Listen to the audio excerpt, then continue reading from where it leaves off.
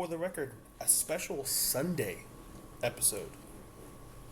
While we're approaching halftime here, KC versus Detroit. KC's up 13-10. Detroit, 22 seconds left. I don't know if they're going to get anything done here, but I think that we'll hopefully have a fresher idea of some of these games because they just concluded. So, what kind of stuck out to you most this slate? For me, I'm looking at the Saints fighting like hell, right? Drake May on the Patriots looks great, but the Saints are showing a little bit of life with that team. Now still 1-4 now, 1-5 maybe. Still some things to figure out, but looking good. The Panthers, Panthers 3-3, also showing some life too. Panthers 3-3. Dallas takes a loss there. Obviously, CD's still out, and so I mean, we could talk about Dallas. We have talked about Dallas before, so they've got their own slew of things going on. But it was kind of refreshing to see those two teams not completely fall flat. And then same with the Bengals. First start for Flacco, a loss, but better. But yeah, we can kind of see, but better. Yeah, we're seeing what that QB room is looking like now. That they're 8 interceptions, 3 games for Browning. It's not going to cut it. Joe Burrow's going to be out until I think at least December because he had surgery on that toe. So they look for different options. Yeah, they need time and they can't afford to just give up all of their games. Yeah, similar to what you were saying. There's only 2 that really stuck out to me. One is I think the Buccaneers are legit, and I think that we thought that, Indeed. But I think hosting 49ers, even with Mac Jones, that's still a decent team in conference to be able to beat them. Says a lot. And then the only other game that I thought was worth anything was the Colts. Not again when you go over the box score, Murray didn't play, but the Colts at home having to play. This was kind of like a trap game for me. Like we had talked about, they've had a pretty easy schedule for some of these games. So yeah, it's a respectable record, but also who do they play? And this was by no means an easy game. 14 points for them in the fourth quarter really was the comeback win. You still needed Jonathan Taylor to have over 100 rushing yards.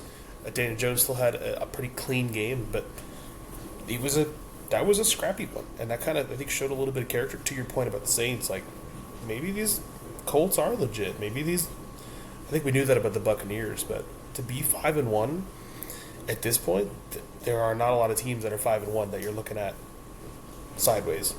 So for them, I give them credit.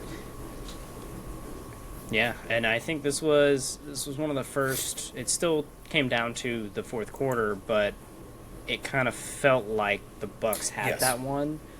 Whereas in all of their other wins, it was, I never had any doubt in Baker Mayfield, right? And I've gone over this, but the Bucs were playing from behind and required that the 2-minute drill, the closeout drives to go and win the game. And this was one of the first times we see them kind of play out in front a little bit, even though they fell behind early. And they look good, and things are clicking. Couple miscues on a few passes. I believe it was in the third quarter to Buka, but that rush 49ers defense was getting to him. So no, it's exciting. I did want to touch on your Jets because that game was incredibly boring. First of all, for the first half, but you guys were again right there, like staring at the finish line, there, but it came down to you're not capitalizing off turnovers, and then I don't know, but had a decent chance to beat the Broncos, who we have said legit. might. I mean, be, the Broncos were decent. Continue, yeah. That was definitely the best defensive game we've had. We just kind of mucked it. We didn't look good, but we mucked it up enough that they couldn't look good, if that makes sense. And I watched most of this game. this game was so reminiscent of Jets games in the past, like, 3 to 4 years, where there's so much talent in other positions that they can keep the game close. There's enough sacks on the defense, pass broken up, running back can go for 10 yards or get out of a slippery place, and maybe Garrett Wilson extends the play for an extra 10. Like, there were all these little moments, but at the end of the day, you still need your main guys to show up. Justin Fields completing 9 passes is like, what are you doing? That's a Make-A-Wish Foundation episode. Like, you know, this is a man that you're going to pay $20 million to this year. And I was watching the CBS stream as soon as the game finished, and Pete Prisco was talking about it. He said, Bo Nix was drafted, Jets could have taken him 2 years ago. Jackson Dart was 25th pick this year. And yes, the Jets took a lineman, and maybe you need a lineman, I get that, but potentially a franchise changer for the Giants.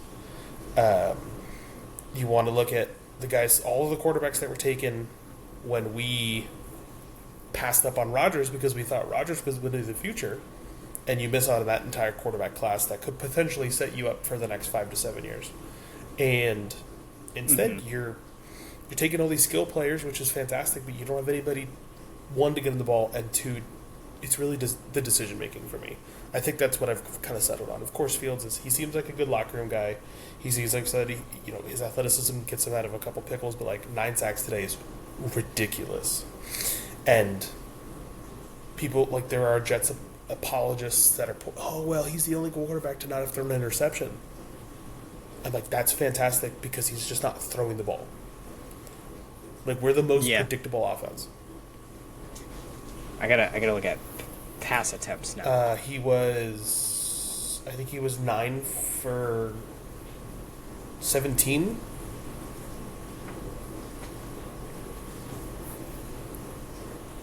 You have to look that one up.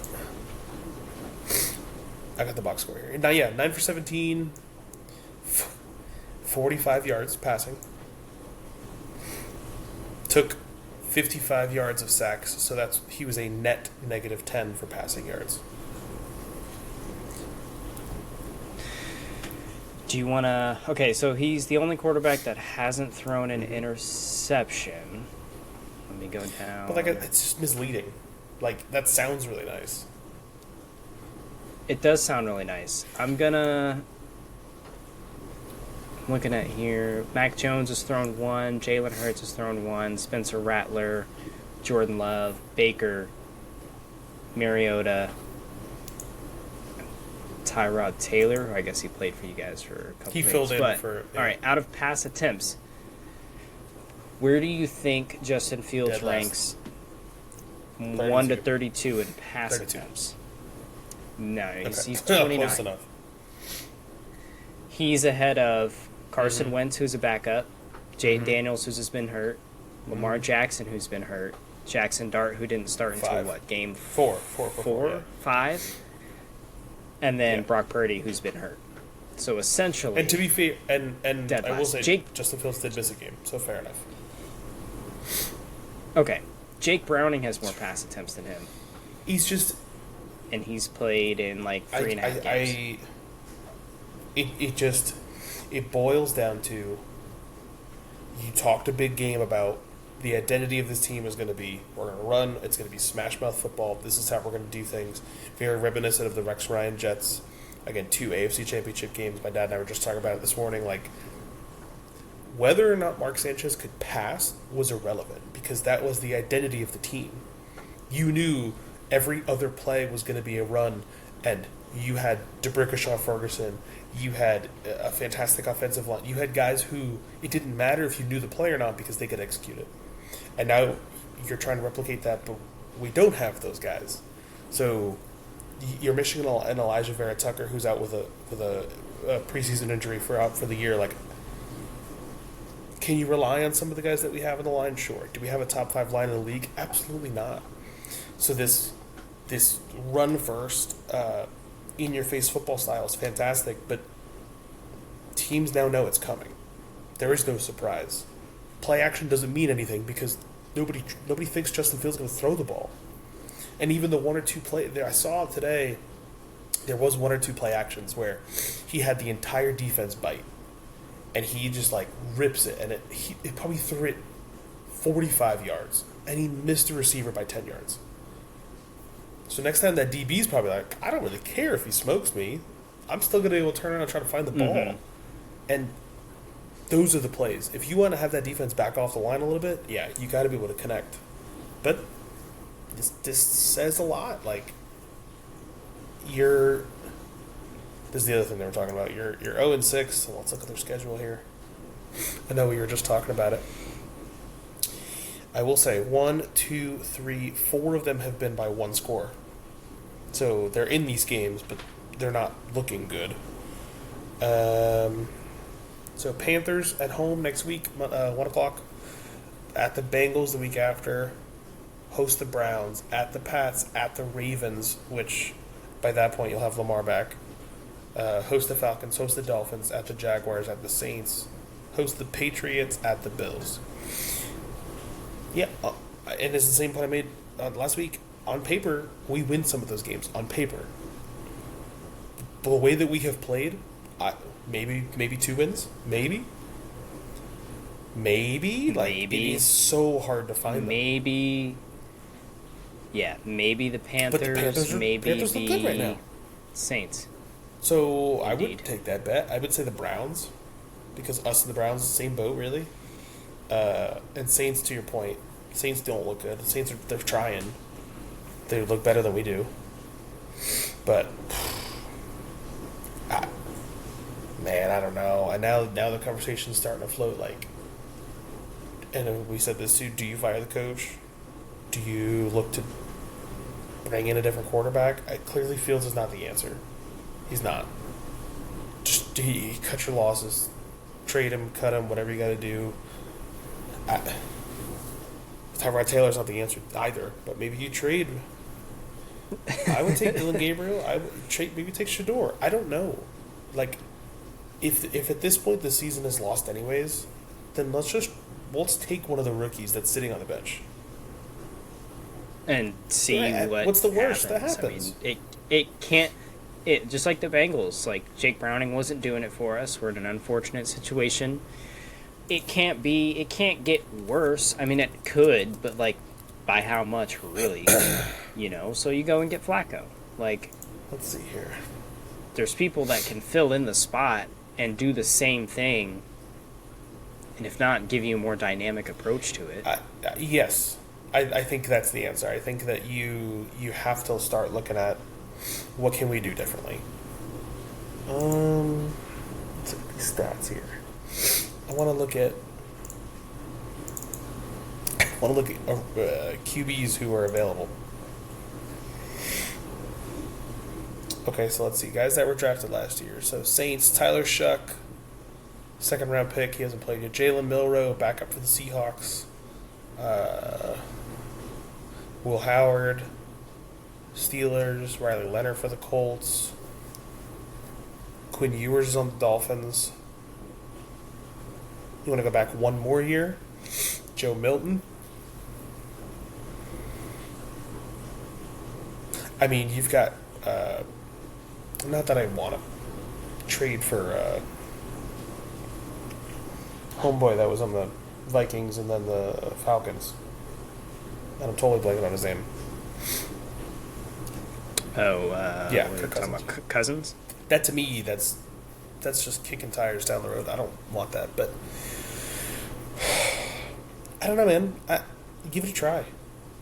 I know Anthony Richardson is hurt, but he would have been a perfect example.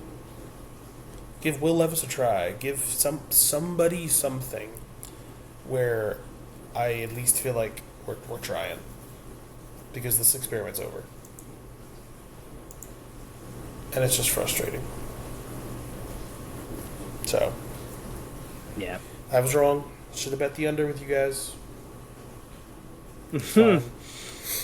Again, but looking at the season with all the hype coming in, we're changing things up, and I remember, like, being excited for that and for you, and you were being excited for that. Like, okay, we're gonna have a different angle. We're not gonna have a Rodgers, so we bring in this like running style quarterback, and it's just not. It's not what we all were. It's not even half of what we were expecting. And like I said, there are still 4 one-score losses. Is crazy bad luck. Yeah, but also we're not doing anything different to like change that. So the game today, so the very last 2 plays, which again I can play Monday morning quarterback or Sunday night quarterback, whatever, and we can, in hindsight, everything's a little different, but similar to the Bucs game, where me and you talked about it afterwards, and you can't give him time. You can't give Baker time to drive down the field, get the last field goal, game's over. We had the time, and we had too much. Well, like one 3 minutes. We had too much time. Two and a half. 6 minutes. Didn't do anything. Punted, but our defense stopped them. Besides the field goal they got in the fourth quarter, I think we stopped them for 6 punts in the second half. Like, we had their number. So yeah, you get the ball back. I think it was 2:45 left, and penalty against them, drive, pass, whatever. You get to the half line, and all of a sudden there's a minute left, and I'm thinking, you maybe need 5 or 6 yards, maybe, just to like get a shot off. And they got to the 45, I think, and it was second down. And this is when I'm like, all right, dude, pack it up, run it for 5, get that clock down, kick the field goal. Pretty sure that may have been exactly when I texted you too. Yeah. Been like, hey, like you guys might win this. And here, let me pull up the play-by-play. Let me relive this here.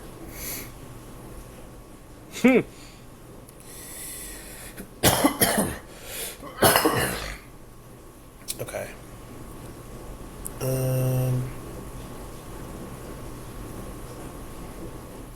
Okay, so it's because we had a beautiful punt return, got us to the 43-yard line. So let's see. Yeah, Breece Hall for 12 yards, Breece Hall for 4 yards. That gets you to the Denver 46, and it is first and 10. So first and 10 from the Denver 46 with a minute 56 left. At this point, you just run you need 5 yards at most. Yeah. Sack, you lose 5. So I'm like, all right, that sucked, but see what you can do. Fields throws to Garrett Wilson for 7. I'm like, okay, you're still in the positive here. So now you're looking at 3rd and 8 from the Denver 44. Again, you probably need a 3-yard run. Screen, draw. And instead, incomplete to Garrett Wilson. Something. He slipped, but it wasn't a great throw, so it is what it is. And then now you're staring at, you're on Denver's 44, and they said it was going to be probably a 61 yarder. 61. And at that point, you're rolling the dice with it. And here's my issue. Justin Fields has 9 completions. Why are you trusting your quarterback on 4th and 8 when he has not completed that all day? Just kick the field goal. Say we tried. Yeah. You get to the same point where it's like we would have the same conversation if your kicker had already missed a field goal or maybe an extra point, and then you trust them or something, and so you get in that situation and you're like, okay, maybe I won't kick, maybe I'll go for it. In that case, so I mean, it's the same thing. Your quarterback's only made 9 completions, and you know that they know that you're going to have to pass at 4th and 8, so they're just going to drop in a pass protection.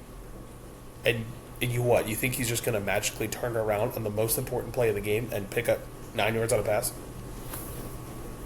I don't know. I sat there and I was like, oh shit, kick the field goal. Like, wow, we got a chance. I don't care if he's 10 yards short. Because you got to try. To me, that was cowardly. Yeah. That was like, I don't know if we're going to make it or not. And to me, it just goes back to that 3rd and 8, and you throw the incomplete pass, draw play. He lacks, like, I don't even care if he takes it and runs. pick up 4 yards. All of a sudden, that's a 58-yard field goal. Nick Folk knocks that out. Game over. So, yep. And again, I'm not the NFL coach. I get that. I'm not the one on the sidelines. I get that. But I heard this.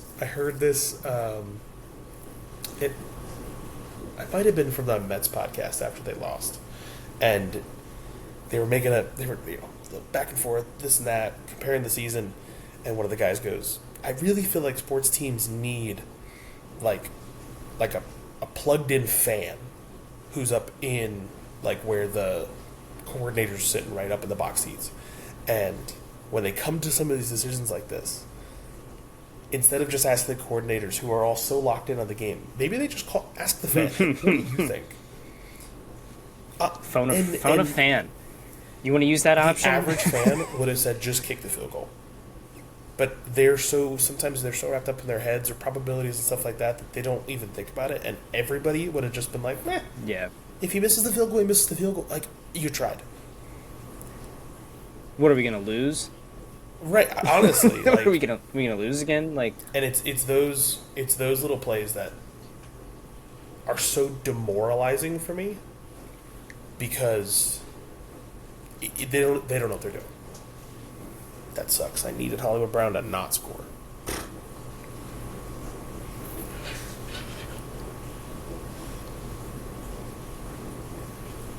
Lions down 2 scores? No.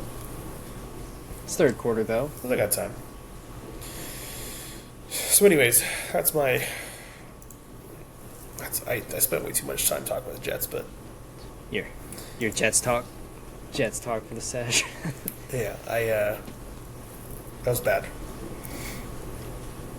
And I don't see it getting any better. So, and when's our bye? We got 2 more games that are bye. And maybe before the Browns game, maybe that's when you look to make a change. But like, I didn't remember Aaron Glenn as a Jets player right growing up, so I don't have this like allegiance to him of, oh, he was a Jet, so he gets it. But they asked them a question after the game during the press conference, and one of the guys was like, "Hey, looking at Justin's stat line, like, it seems fair to say that maybe there needs to be a change." I don't think he's being rude about it, but he was like, "Hey, like, looking at these numbers," and Aaron Glenn like snapped back at it. Well, you know that's not how that goes. Blah blah blah blah. And the guy was like, I mean, kind of is. It kind of is. Like, it's okay. It's okay if you can say your quarterback didn't have a great day. You don't have to be protective of him like he's a baby. Like he did have a bad day, and I just don't think there's any accountability. Yeah, call him out. Garrett Wilson was 3 for 13. Call him out. So, yeah, it is what it is. But I did see your USF Bulls. I see you sport the polo. Oh, yeah. I couldn't wear the other polo today. Yeah, we'll get to that one too. Florida State looking rough, but yeah, USF. I mean, you kind of felt like they were going to try to put up 70, but wasn't necessary. Victory formation, not worth getting anyone hurt. They were 10-point underdogs. Yes, I'm pretty sure for that game, and it did not look like it at all. They're rolling. They're steaming through. They're looking good. Let me pull up their conference here. They've got FAU this weekend, Memphis the week after. I mean,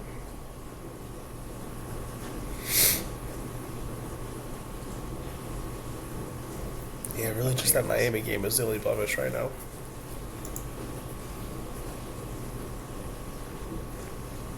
They're 2-0 in conference play, behind Navy and Memphis, who I know they definitely have. Pretty sure they definitely have. They do, both and they're both of those away on schedule. too. That's tough. That is tough. That's tough because Navy I don't know if you saw how Navy won this weekend, but fourth quarter drive, touchdown to tie it up, touchdown at a PAT, go for 2, walk-off win. That's... Yep. Their quarterback's running all over that team. All over them. That's ballsy, I'll say that. Hey, it paid off. Well, that was your Friday night Paid game. off. Getting into Saturday, I mean, you had some big ones. Penn State loses, fires their coach today. I can't say it's not 7 warranted, years but fired. That's still a rough way to go. It is. Quarterback going down, same game Yeah, too. Drew Allard done. Like that's just brutal. But like, if you look back on it, they've made the college football playoff. Last year right? they were in the semifinal. Yep, they still haven't gotten over the Ohio State hump. Can't beat Ohio State.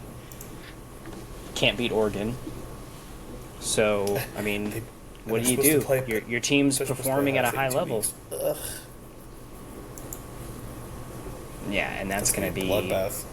Yeah. Most likely, Then you come out this year and who'd they lose to first?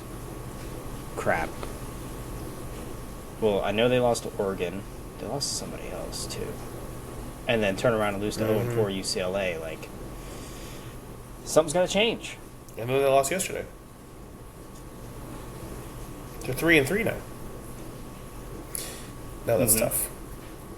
Who beat them? Indiana? No, Indiana plays them in a month. That entire game yesterday. No, somebody who's unranked.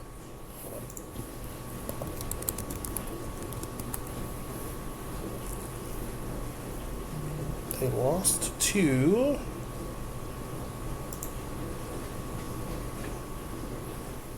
Northwestern. Oh, gosh. Northwestern. There we go. Good Lord. Could not remember that. All right, yeah. Oregon, tough game. 1 score. UCLA, inexcusable. And then you back it up with another unranked loss. After not winning your conference, not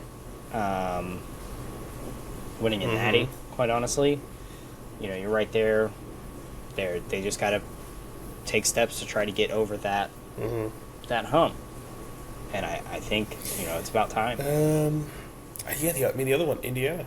Indiana beating Oregon. In Oregon. That was big. That was big. I don't know how far Indiana can take this, but we made the point last week, like, they've been in the playoff. This is a team that is used to those big bright lights. This isn't a total surprise underdog. Now that they're not the underdog anymore, right? I think people are going to start taking them seriously. What are they ranked? 3 now. So, they jumped to 3. Looking at the rest of their schedule, no ranked teams at the moment. Nope. Michigan State, UCLA, Maryland, Penn State, Wisconsin, and Purdue. So, I don't know. Assuming, health and nothing crazy, I think we're looking at a Penn State, Ohio State final for this conference here. Mm-hmm. Oh yeah, sorry, Indiana, Ohio State. My bad. I think Oregon's the only other team that could catch them and sneak in if somebody loses. But potentially, yeah, I agree, and that team will be a favorite for sure. Ole Miss wins. Texas A&M, Florida. That was a tighter game than I expected, and then A&M kind of pulled away at the end. Texas beat Oklahoma, which that kind of shocked me a little bit. Yes, but also I think we always thought that Texas had it in them. So for me, it's like I think they finally showed up a little bit. It wasn't a total surprise, as in we didn't know that they could do that. We were just always saying disappointed with how they were looking. But yeah, that's a great result for them. Bama beats Missouri. The Georgia-Auburn game, had some funny business in it.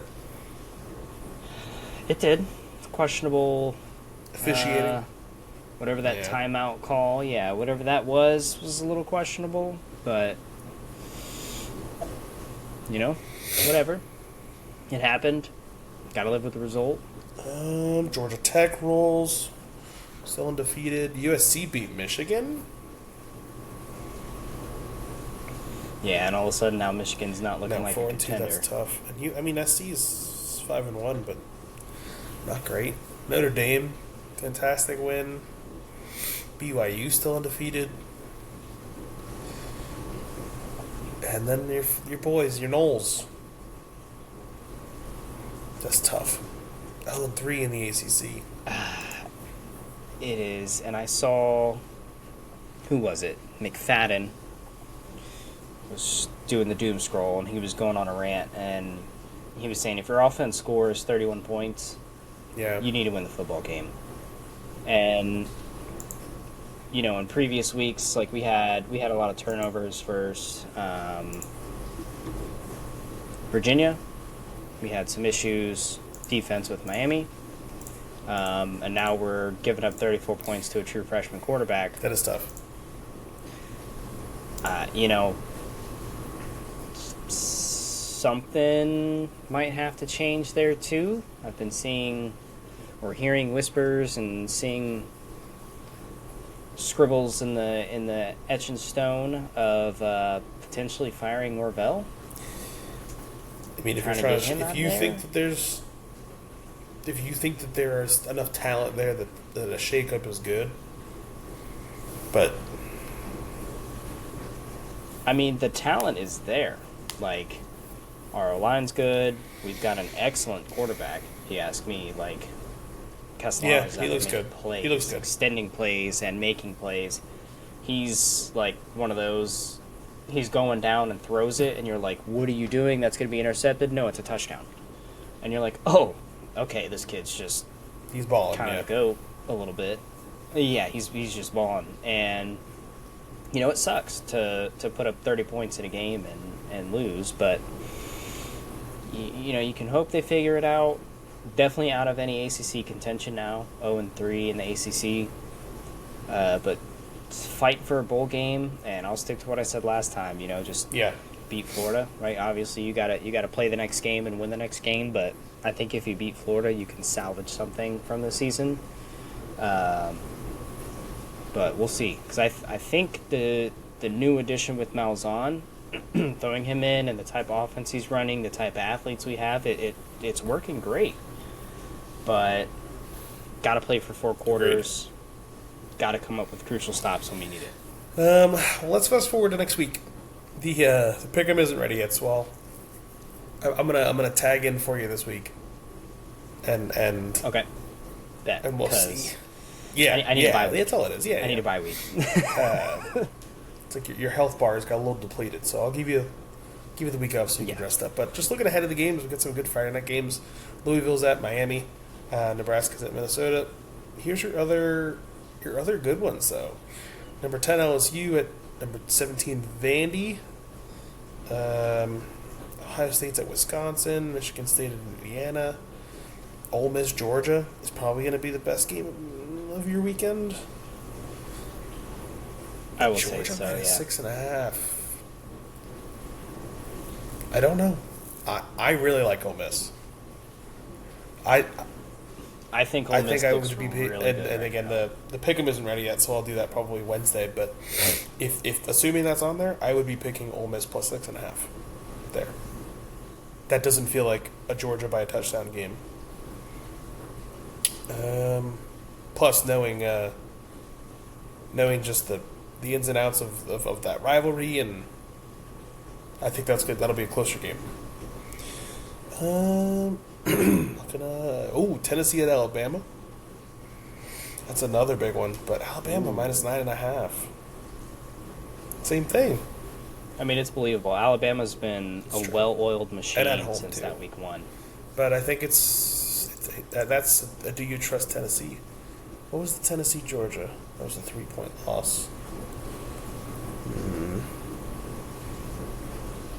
That one I gotta think on that one. I don't know. I think that one's going to come down to who It's 10 makes 10 points, the though. most big plays. It's a lot of points. USC at Notre Dame. Nighttime 7:30. Yeah. Classic. Notre Dame 9-point favorites. I like that. But damn, that feels like a lot. Got a big rivalry game too. Utah at BYU. And Utah's favored I don't. 3.5. I don't like that. I'd be all over that BYU plus 3.5. I would probably be tempted to take BYU straight up. I think that's what I'm tempted to do, but I might do. Just I might to be do the safe, line. yeah. Just my history. Of Just to make picks. sure you get the win. But Yeah. we got some interesting games here. The only other one that I would be smashing is Texas A&M at Arkansas, and A&M's only a 7.5-point favorite. I don't think that's gonna be a close game. No, I'd be smashing that too.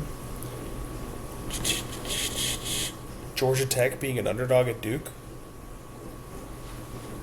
2.5. I don't believe 2.5 that. points. Defeated GT. Same thing.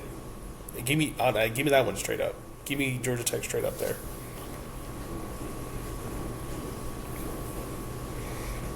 Who have they beat?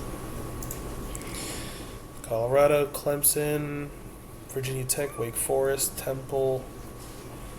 And who has Duke played?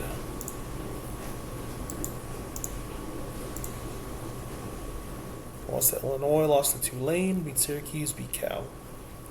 Maybe that game will be closer, but I don't know. Georgia Tech's still looking good. But those are your games for next week. It's a good slate. Couple late. Florida State's playing at 10:30. It's at Stanford, so that's why. And USF hosts FAU. That'd be a good one at 7:32. Yeah, you got some. Free up your plans. Free up your Saturday. Let's get into those NFL games for next week. Same thing. Obviously, the stuff's not out yet, but I'm gonna go through these and see if we can pick out any good ones. Start with your Thursday night game: Steelers and Bengals. I will actually be Ooh. at this game. We need the live. The live, yeah. Let me give you the live stream for it. Originally, when I got tickets to this game, this was going to be Aaron Rodgers at the Bengals versus Joe Burrow. So this was going to be electric. Instead, we're getting like an antique bowl almost. The Flacco Aaron Rodgers Steelers. versus Joe Flacco. So, hopefully it's a good game, right? Obviously, because I'm going to it. But I think the Bengals showed a little life today, and that's good because Flacco has been there less than a week. For sure, or maybe just slightly over a week. But get another week of practice, get some timing down. I mean, obviously it's going to be nothing like what Rodgers has with DK and the crew, but maybe we make it competitive. I don't know. It's Thursday night. We'll see. Yeah, right now it says Pitt minus 5.5, and I would probably be inclined to agree with that. But to your point, the Bengals they had some life today. Roll on to Sunday, early London game, Rams Jags, which I'm strangely excited for. Because Jags. They're both 4-2. Jags lost today, yeah. 4-2. Seahawks beat them. Okay.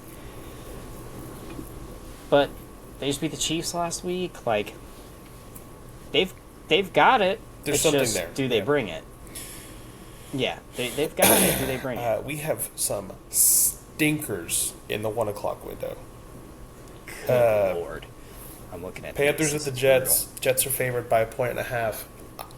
Bet your mortgage crazy. on the Panthers. And I I mean that so seriously. At home? Jets at home. Jets at home? Yeah, and even like ESPN analytics gives Jets a 51% chance to win. I do not fall for this. Don't do it. Don't. Saying the Admiral It's a Akbar trap. of the schedule It here. is. It is. This week? is the most trap Right. game. Let's see, what else can I find here? Yeah, Panthers plus 1.5. Money line is even for the Panthers. If you like free money, please take the Panthers.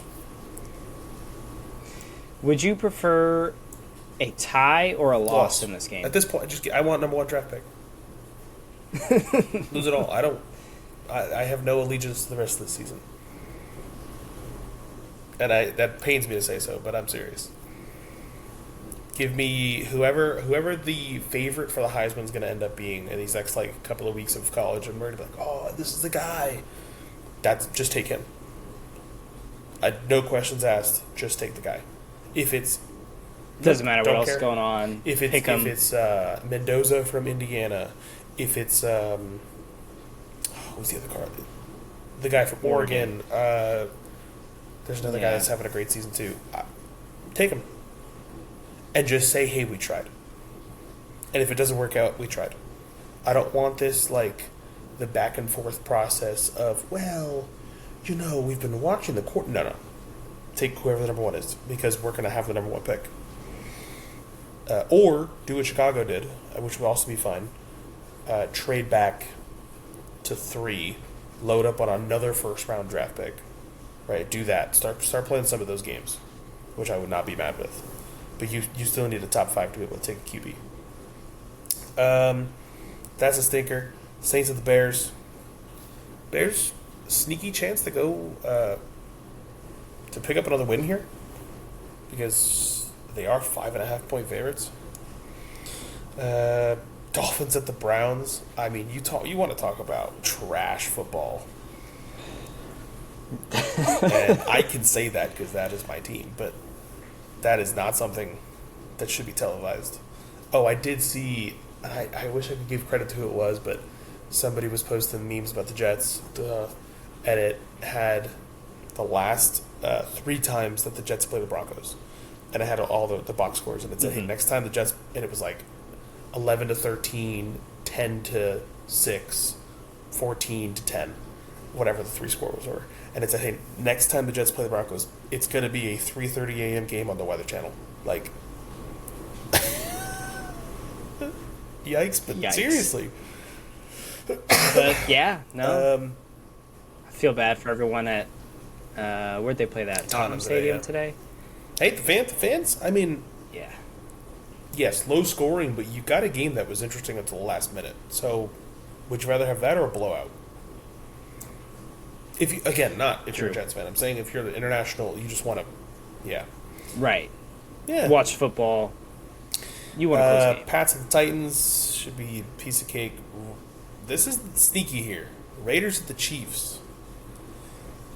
And again, Chiefs are up 20-10 right now as we're ending the third quarter. So maybe at this point they have to turn some things around, because beating Detroit's no easy feat. Not easy. But yeah. if you want to start to turn your season around, beating the Raiders, that would be a big deal. So we'll have to see how that goes next week. And then the only decent game, Eagles at the Vikings. I say that, but Philly has not looked good. No, they have not. I was listening to First Take from Friday. Apparently there was this offensive player meeting that Saquon acknowledged, the head coach acknowledged, Jalen Hurts acknowledged, but A.J. Brown, when asked about it, was like, oh, I don't recall. So is there something going on there?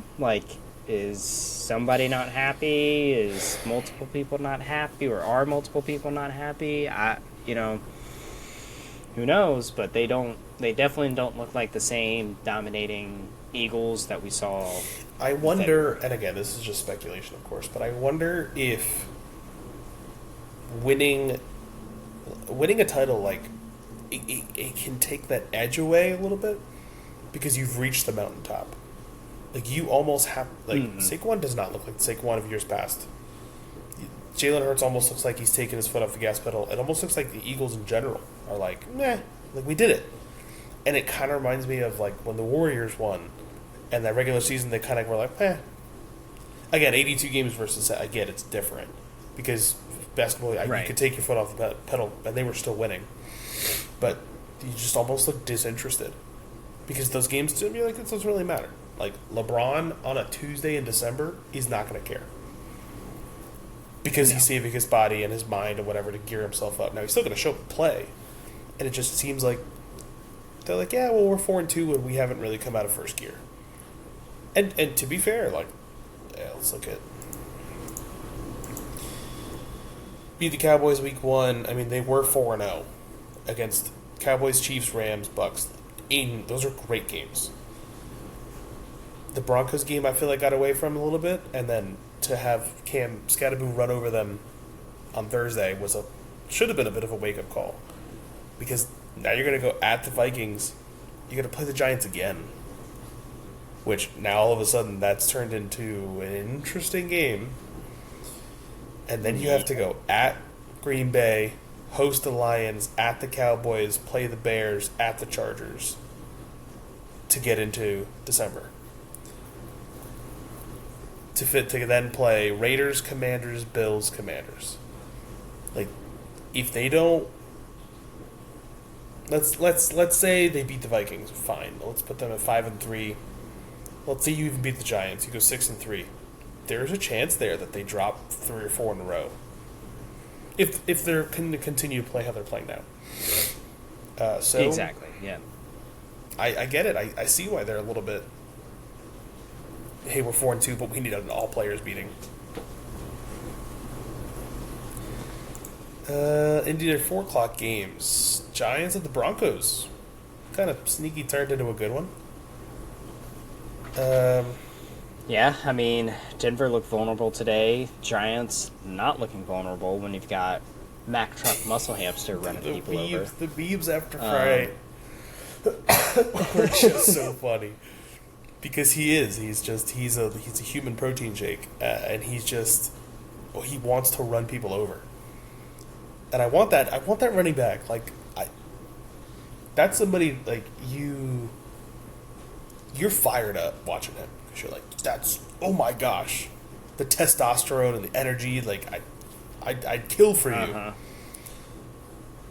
And, not for nothing, these are professional athletes, but I was telling Alex last night, we're watching the, LSU, we're watching Georgia, and I was watching Stockton, Georgia quarterback, run around, and I'm like, if you just hit him in the mouth one good time, he's gonna think about doing all those fancy runs. Like, he's still gonna do them, but there's gonna be something back there that's like I got my shit kind of rocked, so maybe I don't dive that extra yard or whatever. And so when Scatterboo runs over your starting linebacker in the first quarter, all of a sudden your defense is like, oh, all right, we got to bring the funk, That's fun. Couple other good ones though. Colts at Chargers. That'd be a great game. Be a good test. Good test for the Colts. Both. Are they for real or? Like, that's a good test for both those teams. Commies at the Cowboys. That's gonna be a great game too. Packers Cardinals, skip it, and then your Sunday night game Falcons 49ers. And then double Monday next week, Buccaneers at the Lions. That's probably game of the week, and then Texans and Seahawks. But I don't know, man. Like, Buccaneers at the Tampa's at Detroit. Detroit's 5.5-point favorites right now. That feels like a closer game to me. I definitely agree. That's going to come down to the 2-minute drill, that game, or at least it should be. Especially with how Detroit's playing right now, like, that's going to be a closer game than I think people want to admit. Yes. But yeah, that wraps up what next week's gonna look like. I don't know. The Jets, man, really put me in a mental pretzel. Early in the morning too. You know what? Strangely, I almost like that. Get it out of the way, because I'm sitting there and I'm like, I was miserable with the Monday night loss to Miami. Because you get through your Sunday, you get through your Thursday game, you get through your Sunday slate, and you're like, man, there's a little bit of you's like, maybe. Like maybe they did. Maybe that extra day of practice. Maybe they just kind of figured it out. Maybe they worked on one more little play or a trick or something that's gonna throw Miami off. And then Monday night happens, and you're like, nah, never mind. What am I thinking? No, never mind. Waste of time. It's that It is hope the that kills you. But I texted you, demolish the franchise, sell the Jets. Pack up. I hope and pray. And I told my dad this morning as we were watching the game together, and I said, "This is your fault." I said, "I didn't pick this. I mean, I did not essentially." Pick this life." And I don't. He didn't either. But to blame his dad. But my thing is like I wish for the Jets the same thing that happened to was it Baltimore. Pack them up in the middle of the night, move the team to Salt Lake City, like change the franchise overnight to something else, and be like, oh, we're no longer the Jets. We're gonna be the Salt Lake City team. Cool. I don't have an NFL team anymore. Like I'm a free agent. I was gonna say, if you guys pulled that win off today, you just cancel your flights back and set up. Yes, camp you are now the London. And just NFL's first international I love that. team. And then everybody comes to us, and then we play like 3 or 4 away games. That sounds great. And you know what? I don't even have to say us because I wouldn't support that team. You can do whatever you want. I don't care. So if they pack up and move, you switch. Oh yeah, switch to somebody new. Oh, yeah, I'm not following them. Okay, yeah. All right, who's number 2? I don't even know because I haven't had to think about it. You just gotta roll a dice. You know what? I might, or I might like do like how people draft and just go like, I don't have a team. Zero running back team. I might just not. I'm just gonna have my fantasy team, and I'm gonna root for the best players. And that's it. But money. Honestly, that makes my Sundays enjoyable. Like, obviously I pull for the Bengals, I pull for the Bucks, but then I just get to sit and watch everything else, and I'm like, okay, I'm just here to watch like plays. I'm gonna sit here on a Sunday night and be like, wow, that was a great throw. By who? I don't know. It was a great throw. Doesn't really matter. Oh man, somebody won and somebody lost. I'm happy. That's great. Cool. Yeah, that to me, I think that's like that's sounding more and more appealing as we're going. Now, what's really gonna suck when that time comes, and it is, and I wrestle with this thought all the time. On like such a serious note, when my kid becomes a Jets fan, it's over. Like that's the worst thing I could do to them. Like that's passing the curse along. That's generational trauma right there. Yeah. No, it's a rite of passage. It's a rite of no, because you're not getting anywhere. No, it's not, that's not your passage to manhood. That is only negativity. There's only bad things that come with that. No, it's preparing you for the real world. Here you go. I will You're say, a Jets fan. The best memes that Kylie will always share with me is like, your man is loyal because he's followed a losing team his whole life. And it's like, yeah, you're right, I have. Yeah, you're. And every Sunday, on the head there. I'm the idiot at 1:00 who checks my phone and says, maybe today. Maybe today. It's gonna be every week this year. Like we're 0-6, 0-7, 0-8. Maybe this week. I don't know. Because I'm sitting here and I'm like, we're not gonna go 0-17. Maybe we will. Like, I don't know. But that's it. That's enough. That's enough depressing talk for one evening. Your score update though. Lions did drive down and score 20-17 now. Chiefs driving. Chiefs driving. But I will say, for the bits and pieces that I've gotten to see, this Chiefs team, night and day from some of their losses. Weeks, 1, 2, 3. This is the team that